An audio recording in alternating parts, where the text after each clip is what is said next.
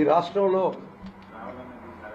ఒక విధమైనటువంటి రాక్షస పాలన జరుగుతున్నది అందరికీ తెలుసు. మేము పదే పదే చెప్తున్నాం, కానీ ఈరోజు కూడా ఆ రాక్షస పాలనకి పరాకాష్ట. ఈరోజు ఒక ఫేస్బుక్లో ఎవరో పోస్ట్ పెట్టారని చెప్పి చంద్రబాబు నాయుడు గారి చేతికి ఒక కత్తిచ్చున్నారో చూశాను, పోస్ట్ కూడా చూస్తాను. దానిలో ఏ సంబంధం లేనటువంటి వ్యక్తులు, శ్రీహరి గారు మీడియా హెడ్ సాక్షికి, అతన్ని గిరీష్ రెడ్డి అతను అనంతపూర్ నుంచి చట్ట వ్యతిరేకంగా పోలీసు వాళ్ళు మఫ్టీలో వచ్చి నేమ్ బ్యాడ్జెస్ లేకుండా, నేమ్ ప్లేట్స్ లేకుండా ఒక అబ్డక్షన్, అతన్ని అబ్డక్షన్ కింద తీసుకుని అతన్ని తీసుకొచ్చేసి ఎక్కడున్నాడో కూడా తెలీదు. గ్రౌండ్స్ ఆఫ్ అరెస్ట్ చెప్పలేదు, ఎందుకు అరెస్ట్ చేస్తున్నాడో చెప్పలేదు, ఎవరు మీరంటే చెప్పలేదు.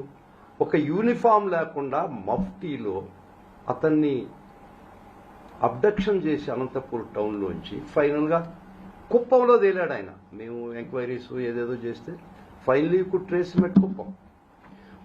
ఉదయం శ్రీహరి గారిని 8:30 అప్పుడు అనుకుంటా ఆ నైట్ అంతా రెక్కీ చేసి వాళ్ళ ఇంటి మీద ఉదయం శ్రీహరి గారిని పట్టుకొని రావడం జరిగింది. అతనికి ఏ సంబంధం కూడా చెప్పలేకపోయినారు ఈ కేసులో. ఈ క్రైమ్ నంబర్ 76లో శ్రీహరి గారికి సంబంధం లేదు. ఈ గిరీష్ అనే అబ్బాయి ఆ ఫోన్లో నుంచి కూడా ఆ పోస్ట్ పెట్టలేదు. ఒకళ్ళు పోస్ట్ కూడా పెట్టి ఎవరైనా పెట్టుంటే అది offence punishable with in 3 years. 35 ఇచ్చి పంపించాల్సినటువంటి పోలీస్ ఎక్కడ విజయవాడ, ఎక్కడ కుప్పము, ఇక్కడ దాకా తీసుకొచ్చి ఇల్లీగల్. ఇప్పుడు మేము ఆ కన్సర్న్ ఆఫీసర్ని ఇందాక అడగడం జరిగింది. శ్రీహరి గారిని ఈ కేసులో ముద్దాయిని చట్టపరంగా నాకు ఇచ్చినటువంటి హక్కు ప్రకారం ఆయన మీట్ అయ్యి మాట్లాడాలని చాలా దూరం రిక్వెస్ట్ చేసుకోవడం జరిగింది. వారందుకు తిరస్కరించి వెళ్ళిపోయినారు. ఒక ఆఫీసర్ చెప్తాడు, మీకై మీరు నిర్దోషులు అని ప్రూవ్ చేసుకోవాలని చెప్తుంటే ఎక్కడికి తీసుకుపోతున్నారు ఈ రాజ్యాన్ని, ఎక్కడ తీసుకుపోతున్నారు ఈ చట్టాన్ని? నేను నిర్దోషిని ప్రూవ్ చేసుకోవాలంటున్నా, మీరు నన్ను దోషాన్ని ప్రూవ్ చేసుకోవాల్సినటువంటి బాధ్యత నుంచి మీరు తప్పించుకొని ముద్దాయి నేను నిర్దోషాన్ని ప్రూవ్ చేసుకునే పరిస్థితికి రాష్ట్ర న్యాయ వ్యవస్థను తీసుకొచ్చారట వాళ్ళు. దీనికి ఇంకా మనం మాటలు రావటంలా. ఇంకా ఒక్కటి గుర్తుపెట్టుకోండి, భారతదేశంలో ఆంధ్రప్రదేశ్లో న్యాయ వ్యవస్థ చాలా గట్టిగా ఉంది కాబట్టి గౌరవ కోర్టులు వారు చాలా పద్ధతిగా పర్ఫెక్ట్గా లా ఫాలో అవుతున్నారు కాబట్టి మాత్రమే సామాన్యుడు ఈ రాష్ట్రంలో బ్రతకగలుచున్నాడు. ఎవరైనా నోరు తెరిస్తే, ఎవరైనా మీరు తప్పని చెప్తే, ఎవరైనా వాళ్ళు చేసినటువంటి పనులు ఏలెత్తి చూపితే ఇమ్మీడియట్గా మీకు తెలిసి ఉంటుంది, హిట్లర్ టైంలో గెస్టాపో అని ఉండేది, ఒక పర్సనల్ పోలీస్ ఆర్గనైజేషన్. వాళ్ళు హిట్లర్కి ఏ వ్యతిరేకం మాట్లాడినా ఇమీడియట్గా వచ్చి పట్టకపోయి వాళ్ళు చిత్రహింసలు పెట్టేవాళ్ళు. కానీ ప్రస్తుతానికి మటుకు గిరీష్ మటుకు చిత్రహింసలు పెట్టినట్టు లేదు. శ్రీహరి గారిని ఉదయం అరెస్ట్ చేసి తీసుకొచ్చారు, ఇంకా ప్రొడ్యూస్ చేయలేదు. A1కి గౌరవ న్యాయస్థానం సెల్ఫ్ బార్న్ మీద బెయిల్ ఇవ్వడం జరిగింది. అంటే గౌరవించండి. 111 అనే సెక్షన్ పెట్టి లైఫ్ పనిష్మెంట్ అని పెట్టారంటే ఎంత దుర్మార్గమైనటువంటి వాళ్ళ యొక్క ఆలోచన విధానం. మిమ్మల్ని గురించి ఎవరు ఏవి మాట్లాడినా పాలసీ మీద మాట్లాడు, మీ ప్రవర్తన మీద మాట్లాడండి, ఏం మాట్లాడినా గొంతు నొక్కే పరిస్థితి మీరు తెస్తున్నారు. ఇది ఎక్కడ దాకా తీసుకుపోతారో అది మీకు ఫైనల్గా మీ చేతిలోనే ఉంది. ఇళ్ళగానే పండగ కాదు సుమా. ఈరోజు ఒక వ్యవస్థల్ని, పోలీసు వ్యవస్థలు మీ గుప్పిట్లో పెట్టుకొని ఏ ఒక్క ఇన్నోసెంట్ పర్సన్ మీరు పెట్టి హింసలు ప్రతి ఒక్కటి దేవుడు రికార్డ్ చేసి పెట్టుంటాడు. కాబట్టి ఈ విధమైన ప్రవర్తన మానుకోండి. ఇంకా 2 సంవత్సరాలు మీ రాక్షస రాజ్యం, మీ కర్కశమైనటువంటి హృదయం ప్రజలందరికీ తెలిపారు. ఈ విధంగా ఒక మీడియా చూసుకుంటున్నటువంటి శ్రీహరి, అతనికి ఏ సంబంధం మీరు పట్టుకొచ్చి ఈ రోజు దాకా అడ్వకేట్ని మీట్ అయ్యే ఛాన్స్ కూడా మీరు ఇవ్వటం లేదంటే మీరు చట్టాన్ని ఏ విధంగా గౌరవిస్తున్నారు మీరు ఒక్కసారి ఆలోచించుకోండి. ప్రొడ్యూస్ చేస్తానని చెప్పారు, మేము ఇక్కడనే ఉంటాం. వాళ్ళు ప్రొడ్యూస్ చేసిన తర్వాత మేము వారికి చట్టపరంగా మేము చేయాల్సింది చేసి బెయిల్ కోసం ప్రయత్నిస్తాం. ఈరోజు మొదట ముద్దాయి చాలా సంతోషం. మొదట ముద్దాయికి ఆ కేసులో బెయిల్ ఇవ్వడం జరిగింది, సెల్ఫ్ బాండ్ మీద గౌరవ న్యాయమూర్తి వారు. చాలా సంతోషమైన విషయం. ఈ న్యాయ వ్యవస్థ గట్టిగా ఉంది కాబట్టి వీళ్ళ ఆటలు వీళ్ళ చేష్టలు కొంతవరకు అడ్డుకట్ట వీళ్ళు పడుతుంది. Any questions? సార్, ఈ 111 సెక్షన్ పెట్టి చాలా ఇబ్బందులు పెట్టాలని చూస్తా ఉన్నారు. పదే పూర్తి చివరి పెడుతున్నా కూడా దాన్ని ఎందుకు పెడతా ఉన్నారు సార్? ఇబ్బందులు సిగ్గు ఉండాలండి. 111 పెట్టకూడదని గౌరవ హైకోర్టు వారు ఎప్పుడు పెట్టొచ్చంటే తన మీద 2 ఛార్జ్ షీట్లు వేసి ఏ కోర్టులో అయినా కాగ్నిజెన్స్ తీసుకుంటే మాత్రమే 111 పెట్టాలని హైకోర్టు వాళ్ళు చివాట్లు పెట్టినా కూడా, హైకోర్టు వాళ్ళు పదే చెప్పినా కూడా, సుప్రీంకోర్టు వారు చెప్పినా కూడా 111 అనేది లైఫ్ పనిష్మెంట్ ఇచ్చి 2 charge sheets minimum, more than 1 charge sheets should be filed against him and which were taken cognizance of. ఒక కోర్టులో 2 ఛార్జ్ షీట్లు వేసి అవి పరిగణలోకి తీసుకున్న సందర్భంలో మాత్రమే మీరు 111 పెట్టాలని ఈ జడ్జిమెంట్స్ అన్ని కోడైకొస్తుంటే మీకు లెక్క పక్క జమ ఏమన్నా ఉందా? ఇంకోటి మరీ విచిత్రమైన కేసు. సాక్ష్యాలు ఎట్లా బిల్డప్ చేస్తున్నారంటే, ఒక ముద్దాయిని అరెస్ట్ చేస్తారు, అతని చేత ఒక స్టేట్మెంట్ తీసుకున్నామని రాస్తారు.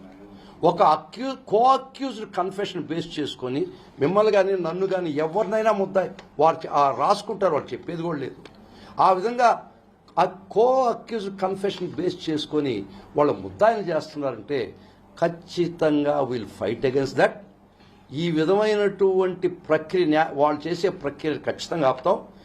సెక్షన్ 24, 25, 26 ఎవిడెన్స్ యాక్ట్ ప్రకారం ఖచ్చితంగా ఒక ముద్దాయి చెప్పినటువంటి స్టేట్మెంట్తో నీ కస్టడీలో ఉన్నటువంటి ముద్దాయి ఎవరినైనా ముద్దాయి చేస్తే అది చెల్లదు, అది సాక్ష్యం కాదని సుప్రీంకోర్టు చాలా సందర్భాల్లో చెప్పింది.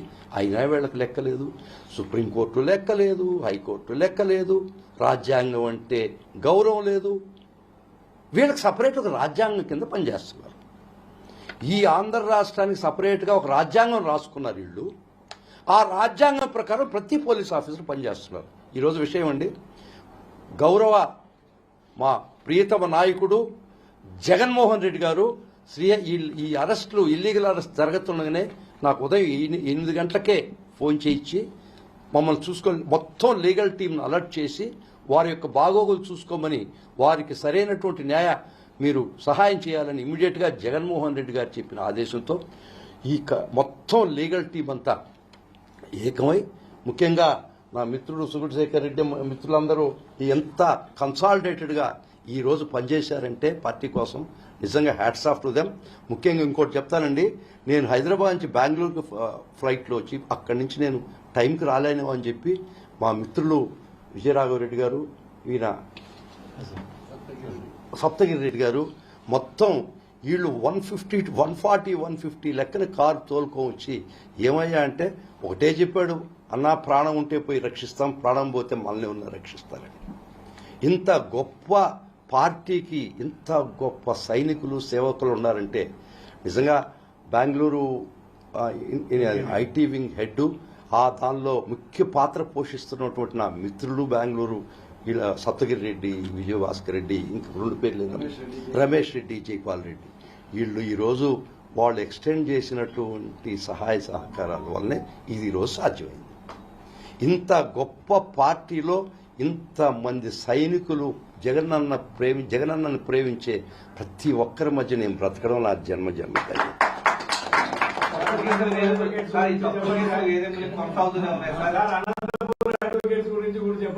ముఖ్యంగా ఆయన పిలిచాను, మా బ్రతిలాడనేది ఏటయ్యా అట్లా ముందర రా బాబు.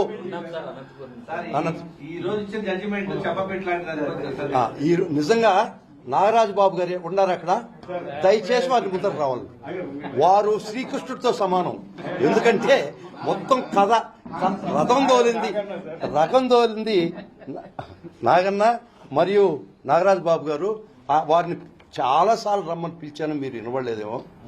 నిజంగా రథసారథులు వాళ్ళిద్దరు, ఈయన కూడా 3 రథసారథులు చేస్తే నేను ఉంటే రథం మీద కూర్చున్నాను అంతేగాని ఈ నిజంగా నాగరాజు బాబు గారు, నాగన్న, సుగుణ వీళ్ళందరూ ఈ రోజు చేసినటువంటి సేవ వైఎస్ఆర్ కాంగ్రెస్ పార్టీకి ఖచ్చితంగా వైఎస్ఆర్ కాంగ్రెస్ పార్టీ ఎల్లకాలం వారి యొక్క సేవలను గుర్తుపెట్టుకోవాలని మా జగనన్నకి మా అన్నను ప్రార్థిస్తున్నాను.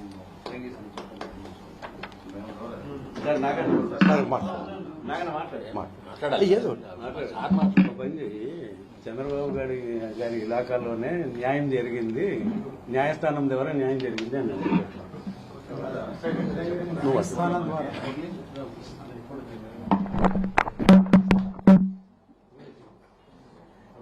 గౌరవ మీడియా మిత్రులకు గౌని నాగన్న, అడ్వకేట్ అనంతపూర్. మా అబ్బాయి ముద్దాయిని తీసుకొచ్చింది అనంతపూర్ నుంచి తీసుకొచ్చారు. అక్రమంగా అన్యాయంగా ఒక రౌడీల మాదిరి, కిడ్నాపర్ల మాదిరి తీసుకొని వచ్చారు. మేము కిడ్నాప్ కేసు పెట్టాలని ప్రయత్నం చేశాము.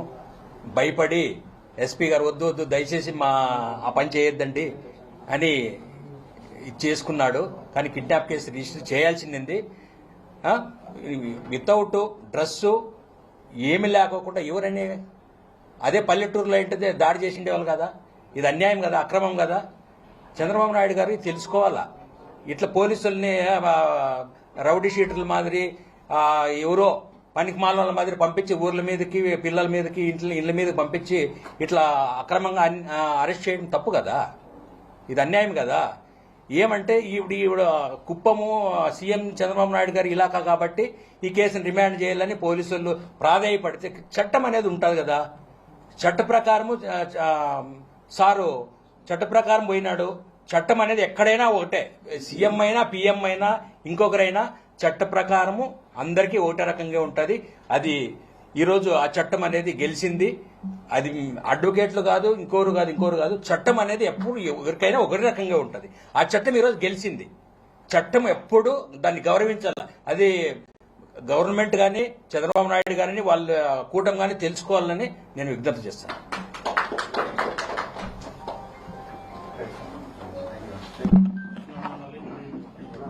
ఎన్ని క్వశ్చన్స్ బాబు? పదే సోషల్ మీడియా పేరుతో కేసులు వేధింపులు పెడతా ఉన్నది. ఈ తీర్పు చెంపపెట్టలేదు. ఖచ్చితంగా చెంపపెట్టింది ఇమ్రాన్ ప్రతాప్ గది అని సుప్రీంకోర్టు మనం చాలా స్పెసిఫిక్ గా చెప్పింది.